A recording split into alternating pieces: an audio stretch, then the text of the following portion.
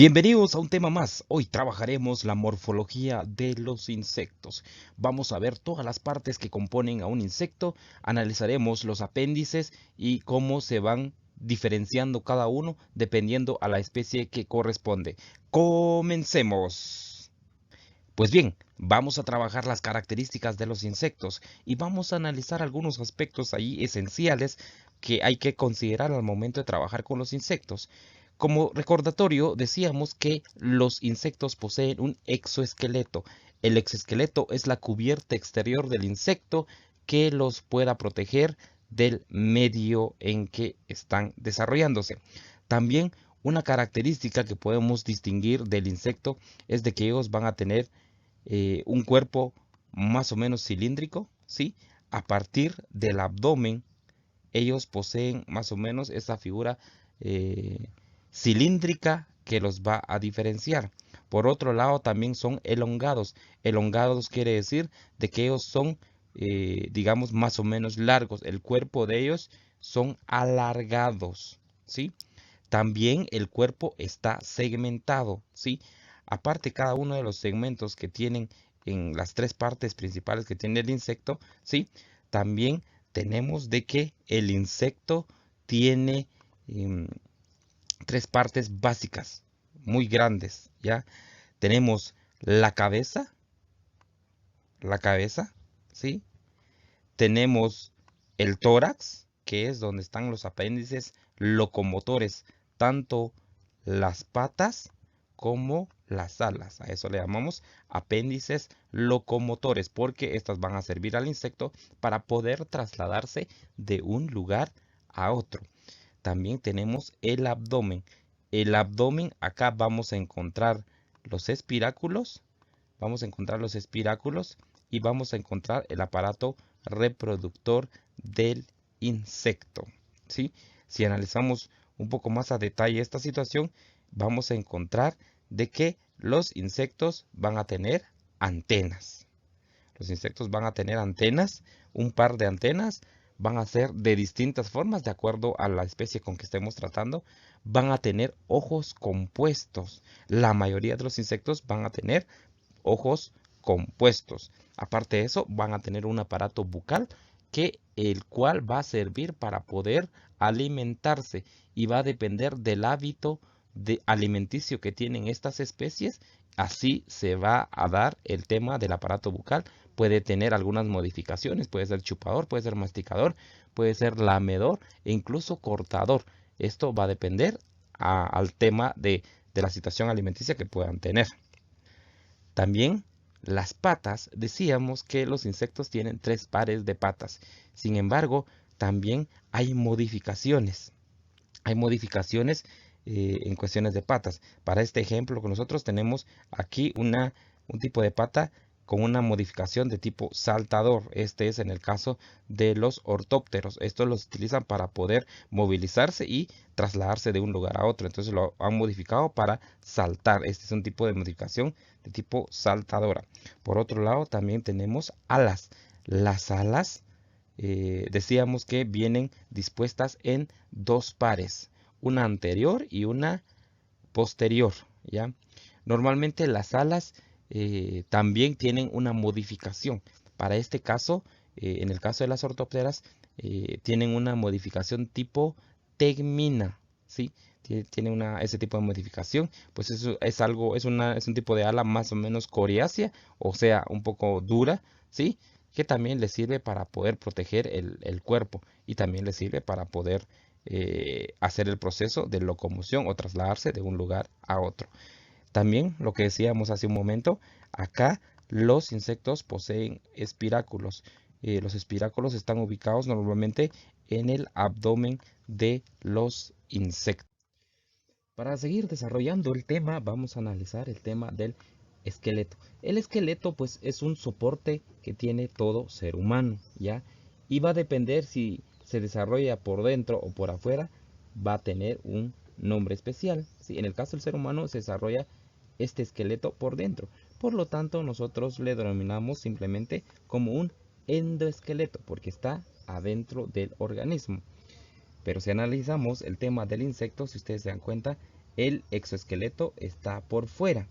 Y por eso el exoesqueleto le llamamos exoesqueleto, ¿ya? Pero también lo pueden encontrar con el nombre de integumento. Es un término un poco menos utilizado, pero es sinónimo de exoesqueleto. Cuando ustedes vean integumento, es que se está refiriendo al exoesqueleto que poseen los insectos. Analizando un poco más a detalle la parte de por qué el insecto tiene ese exoesqueleto y para qué lo utiliza, ¿ya? Entonces vamos a encontrar de que el insecto lo tiene o posee el exoesqueleto para que lo proteja del exterior. Aparte de eso, lo va a cubrir, ¿sí? Va a cubrir y va a tener esa protección de cualquier situación del medio ambiente donde se esté desarrollando y de alguna manera lo pueda proteger, ¿ya? Aparte de esto, el exoesqueleto es donde se insertan los músculos. Entonces, acá es donde el exoesqueleto toma mayor relevancia porque sirve para poder tener anclaje de los músculos de los insectos, para poder movilizarse, para poder utilizar las patas, las antenas, ¿verdad? Y entonces esta es la función básica de este exoesqueleto, ¿ya? También esto va a permitir recepción de estímulos, ¿ya? Entonces, este exoesqueleto le va a permitir al insecto tener contacto con el exterior, ¿ya? Y normalmente en el exoesqueleto, en algunas partes van a estar ubicadas como que sensores, ¿ya? Que comunica al insecto con la parte externa, o sea, con la parte del exterior, y va a saber cómo es el comportamiento del medio ambiente donde está interactuando. Correcto. Si analizamos la estructura del exoesqueleto, nos vamos a percatar que lo conforman tres capas básicas: la cutícula, la epidermis y la membrana basal. ¿Sí? Vamos a analizar cada una de estas capas, pero tampoco vamos a perder de vista las vellosidades que tienen los exoesqueletos. Y a estas vellosidades nosotros le vamos a llamar pelo o seta. ¿Ya? Analicemos entonces cada una de estas partes. Resulta que nosotros vamos a encontrar la epicutícula, que es la primera capa exterior del exoesqueleto. Y esta está compuesta básicamente por tres elementos grandes: la lipoproteína, la cuticulina y la cera. Como se dan cuenta, estos compuestos son de tipo grasos, por lo tanto, es, no son hidrosolubles, ¿verdad? Entonces, este es un tema especial porque cuando nosotros trabajamos el tema de productos químicos y a base de agua y queremos aplicarlo a los organismos, básicamente si no posee algún adherente, estos van a resbalar en el cuerpo de los insectos, ¿ya? Por otro lado, vamos a encontrar la exocutícula. La exocutícula y la endocutícula, de una vez vamos a sacar la otra capa. Estas dos están compuestas por quitina. La quitina, decíamos que son proteínas, lo que lo conforma, y son de tipo polisacáridos, ¿ya? Ya recordarán el tema de química cuando ustedes escuchan polisacáridos, ¿ya? Y estas estructuras son resistentes, ¿sí? O son insolubles en agua, en alcohol, en ácidos diluidos, y tampoco pueden ser atacadas por las enzimas digestivas de los mamíferos. O sea que sí, realmente son demasiado fuertes estas dos capas que le dan mucha protección a los insectos, ¿ya? Pero el tema acá es exocutícula. Analicemos ya un poco más a profundidad, ¿ya? Esta parte es lo que le da la dureza al exoesqueleto, ¿ya? Ya que en esta parte existe la proteína, ¿sí? Que le llamamos esclerotina, ¿ya? Y este tipo de proteína es lo que le da esa dureza al exoesqueleto, ¿sí? Cuando existe el endurecimiento de esta proteína, ¿sí? A eso le llamamos esclerotización. Ese endurecimiento normalmente se da dentro del proceso de la muda cuando cambian de exoesqueleto y generan una nueva. Cuando hacen este proceso normalmente es blanda, pero al entrar en contacto con el medio ambiente se endurece, ¿sí? Y a ese proceso de endurecimiento nosotros le llamamos esclerotización. Ya. Por otro lado, vamos a hablar de la epidermis. La epidermis es la última, la segunda capa del exoesqueleto, ¿ya? Normalmente aquí es donde fluyen todas la parte de elementos dentro de la estructura del exoesqueleto para dar vida a las nuevas capas, ¿ya? Aquí empieza a generar las nuevas capas mientras se van gastando la anterior, ¿verdad? Y por otro lado tenemos la membrana basal. La membrana basal básicamente es la membrana interior, que es la que separa tanto la estructura del exoesqueleto con toda la estructura interna del insecto. Vamos a analizar la penetración de las sustancias a través de la pared del cuerpo del insecto, o sea, a través del exoesqueleto, ¿sí? Y esta es la imagen un poco más clara de lo que mirábamos anteriormente, ya que por los componentes del exoesqueleto, eso permite de alguna manera impermeabilizar al insecto y no permitir la entrada en este caso, de líquido, en el caso del agua, por ejemplo, ¿verdad? También vamos a encontrar de que en el caso del exoesqueleto, ¿sí? El agua puede ser perdida a través del sistema traqueal y es en el tema de los espiráculos donde se desarrolla esta actividad, ¿sí?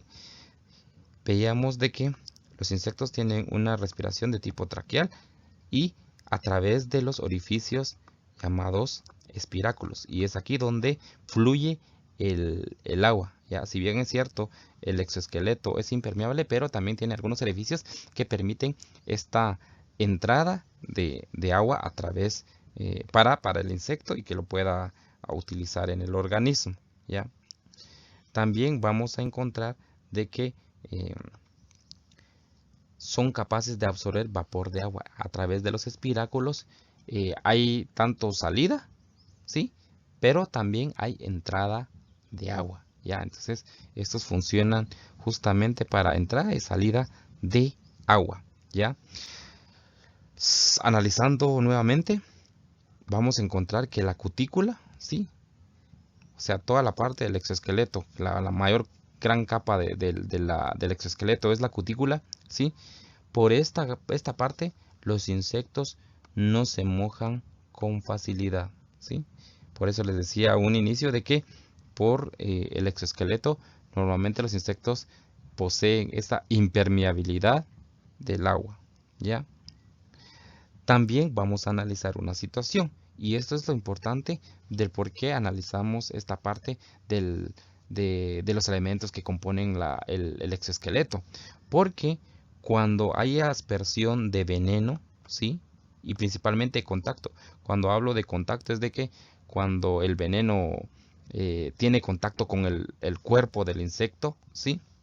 Ese es un veneno de contacto. Es necesario agregar humectante, ¿sí? Hay que agregar un humectante para suavizar el exoesqueleto, ¿sí? Y que se pueda expandir más o menos, ¿ya? Y también es importante tomar en consideración de que podamos utilizar un humectante que no sea muy caro, ¿ya? Entonces, la recomendación es que de repente se puede utilizar un detergente para poder utilizarlo como humectante para que si realmente el producto que nosotros utilicemos, esto hablando el tema de productos químicos, se puedan absorber a través de la pared del exoesqueleto del insecto. Avanzando con el tema, tenemos la segmentación del cuerpo del insecto. El insecto tiene el cuerpo entrecortado, ¿ya? Lo que da resultado que tiene pequeñas constricciones en cada uno de los segmentos que tiene en el cuerpo, ¿ya? Y estos segmentos, estos pequeños segmentos que tiene en el cuerpo, también son llamados somitos, ¿ya? Y puede dedicar una parte para conseguir alimento y detectar otra serie de estímulos. Por otro lado, también sirve para transportarse o como medio de locomoción, principalmente en su estado larvario, ya cuando no tiene patas o por lo menos poseen pseudopatas. Y las restantes, la reproducción y en muchos casos a la defensa permiten una división del trabajo. El hecho de que tengan el cuerpo entrecortado o que esté separado y que permite la constricción, ya permite de que se individualicen los movimientos y tener un mejor rendimiento al momento de movilizarse, al momento de atrapar sus presas o al momento de cualquier otra actividad que ellos tengan. El término articulación se usa para llamar a la constricción entre dos segmentos. Por eso nosotros le llamamos articulación, que el cuerpo del insecto está articulado porque existe segmentos en cada una de estas partes. Y la parte más flexible de la cutícula que conecta dos segmentos se llama conjuntiva o membrana articular, ¿ya? Estos espacios que conectan cada uno de los segmentos principalmente se ve mucho en las patas y en las antenas, ¿ya? Estos segmentos son un poco más flexibles, ¿ya? Y normalmente en un insecto podemos encontrar de 20 a 21 segmentos en todo el cuerpo del insecto. Y 6 de estos segmentos o de estos somitos se encuentran en la cabeza o en la cápsula cefálica.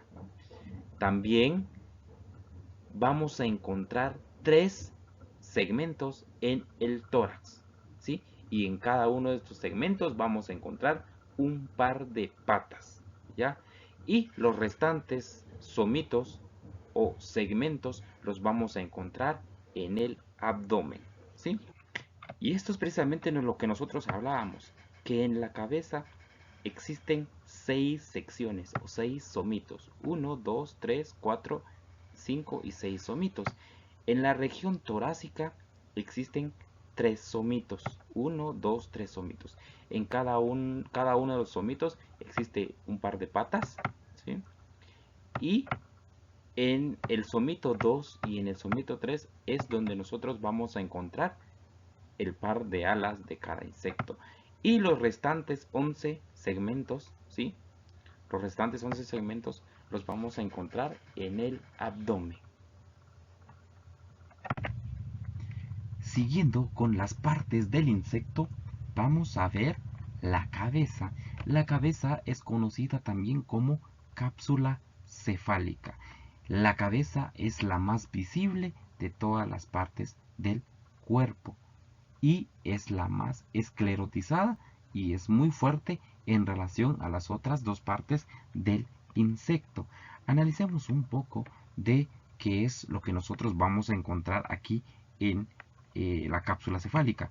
Primeramente, los ocelos. Los ocelos son muy importantes, pues son los ojos simples del insecto. Normalmente van a estar dispuestos en forma triangular o también vamos a encontrarlos en parejas, ¿ya? Por otro lado vamos a encontrar los ojos. Los ojos compuestos van a estar conformados por varios omatidios, que posteriormente vamos a ver el tema de omatidios, ¿ya? También aquí vamos a encontrar la antena o el par de antenas, ¿ya? Este par de antenas le sirve al insecto para poder ubicarse en su entorno y ser un proceso sensorial que ellos tienen, ¿ya? También vamos a encontrar los palpos, ¿sí? Tanto el palpo maxilar como el palpo labial. Estos palpos le va a servir a insecto para que pueda introducir todo lo que él va a estar comiendo, ¿sí? De manera que como que pudiera sujetar su alimento para poder consumirlo, ¿ya? Por otro lado también tenemos ya algunas partes un poco más menos conocidas, que es como es la jena, la frente, el clipio y el labro. Pues estas partes van a funcionar para poder articular todo el aparato bucal del insecto para que pueda realizar el consumo de alimento. Y respecto a la posición del eje longitudinal del cuerpo del insecto, nosotros vamos a encontrar o vamos a diferenciar tres tipos de posiciones, ¿sí? Un tipo de posición es una cabeza hipognata. La cabeza hipognata quiere decir de que el aparato bucal y toda la cápsula cefálica está a 90 grados respecto al eje longitudinal del cuerpo. Esto es muy típico en saltamontes de la orden Orthoptera. Recuerden, el aparato bucal se encuentra a 90 grados respecto al eje longitudinal del cuerpo. Por otro lado, también tenemos la cabeza prognata, ¿sí? La cabeza prognata, esto es típico en algunos coleópteros, pero la característica es que la cabeza, el aparato bucal posicionado en la cápsula cefálica, se encuentra a 180 grados respecto al eje longitudinal del cuerpo, ¿ya? Esto es un poco típico de las coleópteras y el aparato bucal está como que en línea recta con el eje longitudinal del cuerpo. Y por último también tenemos la cabeza opistognata. La opistognata es muy típico en la orden de las homópteras, a la que pertenecen las cigarras. También algunos pulgones pertenecen a esta orden. Y en el caso de esta, la característica es de que el aparato bucal, ¿sí?, está a menos de 90 grados respecto al eje longitudinal del cuerpo, ¿sí? El aparato bucal entonces está un poco más pegado al cuerpo del insecto. Analizando una parte más, vamos a ver el tema de los ojos. En su mayoría, los insectos presentan un par de ojos compuestos, ¿ya? Una característica es de que cada uno de los ojos compuestos del insecto está subdividido por pequeños espacios hexagonales. A estos pequeños espacios hexagonales nosotros le vamos a llamar facetas u omatidios, ¿ya? Y al parecer el hecho que tengan ojos compuestos está muy relacionado al comportamiento del insecto y al hábitat que él tiene en el medio ambiente, ¿ya? Y nosotros podemos analizar algunos aspectos ahí claves que en el caso de las hormigas obreras, ¿sí?, como son subterráneas, tienen nada más y nada menos que de 6 a 7 omatidios, ¿sí?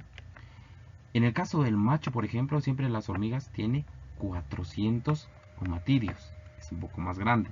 En el caso de las moscas caseras y las abejas son 4000 omatidios, ya por el trabajo que realizan para la recolección de néctar y de polen. Y un tema más importante es que la libélula tiene aproximadamente 28.000 omatidios, y cada uno de estos omatidios, ¿sí?, funcionan como uno solo, ¿sí?